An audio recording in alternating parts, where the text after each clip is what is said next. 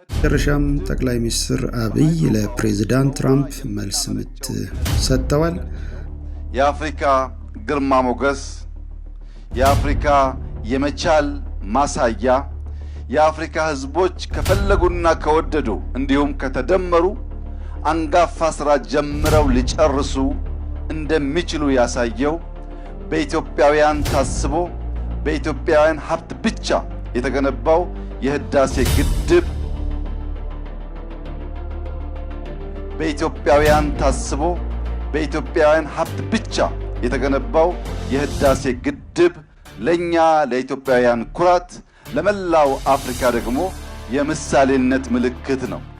ዛሬ አይሻ 2 የንፋስ ኃይል ማመንጫ በጠቅላይ ሚኒስትሩ ሲመረቅ ኮስተር ብለው እንዲህ ያለ መልእክት አስተላልፈዋል። በኢትዮጵያውያን ታስቦ በኢትዮጵያውያን ሀብት ብቻ የተገነባው ታላቁ የህዳሴ ግድብ ለኛ ለኢትዮጵያውያን ኩራት፣ ለመላው አፍሪካ ደግሞ የምሳሌነት ምልክት ነው በማለት እዚህ ጋር እንድታሰምሩበት የሚገባው በኢትዮጵያውያን ታስበው በኢትዮጵያውያን ሀብት ብቻ የተገነባው በማለት ለትራምፕ ቀጥተኛ መልስ ሰጥተውታል። ፕሬዚዳንት ትራምፕ እንግዲህ ይህንን መልእክት ከሰሙ በኋላ ያው መስማታቸው አይቀርም። በዚህ ሰዓት እጅግ ቢዚ ናቸው። የተለያዩ ሀገራት ውጥረት ላይ ናቸው። የዚህ የቬንዙዌላ ጉዳይ አለ፣ የኢራን የእስራኤል ጉዳይ አለ እና የሚቀጥለው ሳምንት እንግዲህ መልሳቸውን የምንሰማ ይሆናል ማለት ነው። እውነት እኛ ወይ ደግሞ የአሜሪካ መንግስት ከሆነ ግድቡን ፈንድ አድርጋ እንዲሰራ ያደረገችው ያው ሪሲት ይኖራል፣ ምን ያህልም እንደረዱ ፕሬዚዳንቱ ያው አያይዘው ይፋ የሚያደርጉ ነው የሚመስለኝ። ያው ግልጽ ሰው ናቸው ፕሬዚዳንት ትራምፕ በዚህ ጉዳይ። ውሸትም ከሆነ ደግሞ ያው የኛ እውነት እንግዲህ እስካሁን እስከምናውቀው ድረስ እኛ ራሳችን ኢትዮጵያውያን ፈንድ እንዳደረግነው እንደገነባ ነው የምናውቀው። ምክንያቱም መቼም ኢትዮጵያ ውስጥ ለግድቡ ያልተቆረጠበት ሰራተኛ ያልተቆረጠበት ወይ ደግሞ ያላዋጣ ኢትዮጵያዊ በጣም ጥቂት ነው። ስለዚህ የሚቀጥለው ሳምንት ምናቅ ይመስለኛል።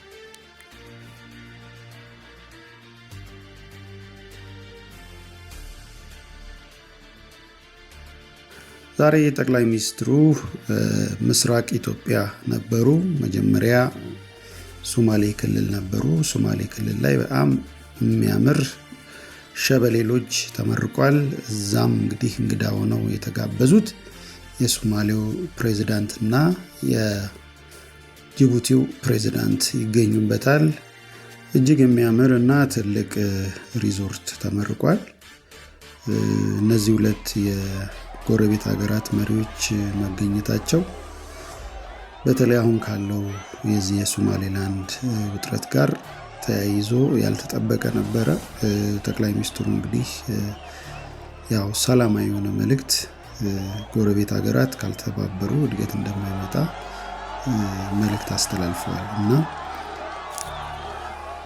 የሶማሌው ፕሬዝዳንት በአንዳንድ የሶማሊያን አክቲቪስቶች ጫና ተደርጎባቸዋል።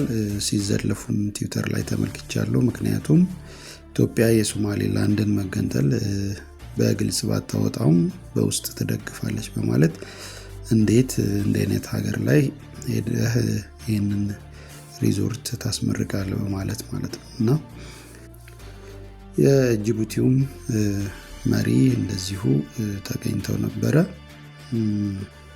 ሰሞኑን ግብጽ የተለያዩ ነገር ከጅቡቲ ጋር ተፈራርሞ ነበር። በተለይ ዶራሌ ወደብን ለማልማት ተፈራርሟል የሚል ትልቅ ወሬ ሲወራ ነበረ። ግን ጠቅላይ ሚኒስትሩ እንግዲህ ሁለተኛ ጊዜያቸው ነው አሁን በዚች አንድ ወር ውስጥ ከጅቡቲ መሪ ጋር ሲገናኙ ያው እንደምናየው ሰላማዊ የሆነ ነገር እንዳለ ያሳያል። እኛ ደግሞ በጣም የሚጠቅመን ኦልሞስት ሁሉንም የውጭ እቃዎችን የምናስገባው በጅቡቲ በኩል ነው እና ያው ጅቡቲ በጣም ለኛ አስፈላጊ ሀገር ናት። ኢትዮጵያም ለጅቡቲ እንደዛው አስፈላጊ ናት። ምክንያቱም እኛ የጅቡቲን የወደቡ ክፍያ $2 ቢሊዮን ነው። ያ $2 ቢሊዮን ደግሞ ለጅቡቲ ግማሽ ዓመታዊ በጀቷ ነው እና ግማሹን ዓመታዊ በጀቷን ከኢትዮጵያ ነው የምታገኘው። ስለዚህ ኢትዮጵያን ማጣት አትፈልግም፣ ኢትዮጵያም ደግሞ ጅቡቲ ማጣት አትፈልግም። ለማንኛውም ለሰላም ለልማት ነው የተገናኙት።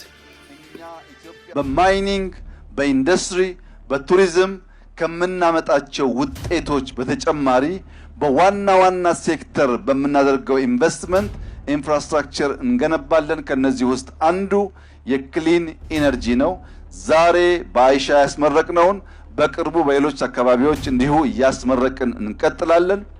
እንዲሁም የኮይሻ ፕሮጀክት ከአንድ ዓመት ተኩል በኋላ የሚጠናቀቅ ይሆናል።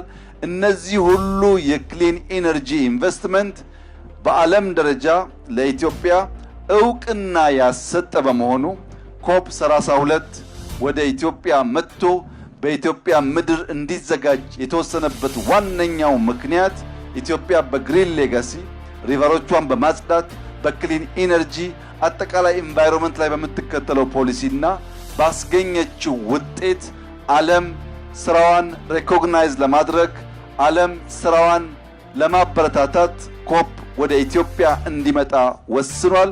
ይህን ውሳኔ አድንቀን አክብረን የተቀበልን ሲሆን ከአፍሪካ ወንድሞቻችን ጋር በመሆን በዓለም ላይ ለረጅም ጊዜ ከሚጠቀሱ የኮፕ ሰሚቶች አንዱ የሆነውን ሳሚት በ2027 በኢትዮጵያ ኢትዮጵያውያንን በሚያኮራ አፍሪካውያንን በሚያኮራ በተለይ ጅቡቲን፣ ሶማሊያን፣ ኬንያን፣ ሳውት ሱዳንን በሚያኮራ መንገድ የምናዘጋጅ መሆኑን ያከበሩንን በማያሳፍር መንገድ የምንፈጽም መሆኑን እያረጋገጥኩ እንደዚህ ያለው ድል እንዲበረታ እንደዚህ ያለው ውጤት እንዲጠናከር በድል እርካታ ሳይፈጠር በትጋት በትብብር አብረን እንድንሰራ አደራላችሁ ፈልጋለሁ።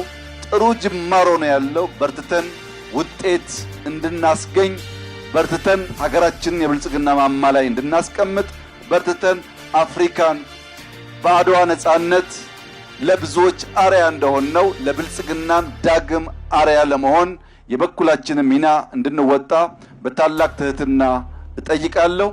በዚህ ስራ የተሳተፋችሁ በሙሉ ከፍ ያለ ምስጋናዬን እያቀረብኩ ክቡር እስማኤል ኦመር ጌሌ የጅቡቲ ፕሬዝዳንት፣ የሁላችን አባት ወንድማችን ሐሰን ሼክ ከኛ ጋር ተገኝታችሁ የዚህ ደስታ ተካፋይ በመሆናችሁ ያለኝን ምስጋና እየገለጽኩ ይህ ፕሮጀክት የጋራ ፕሮጀክት ነው። ማስመረቅ ብቻ ሳይሆን ከኢነርጂው በጋራ የምንጠቀም መሆኑን ልገልጽ ፈልጋለሁ። እጅግ አድርጌ አመሰግናለሁ።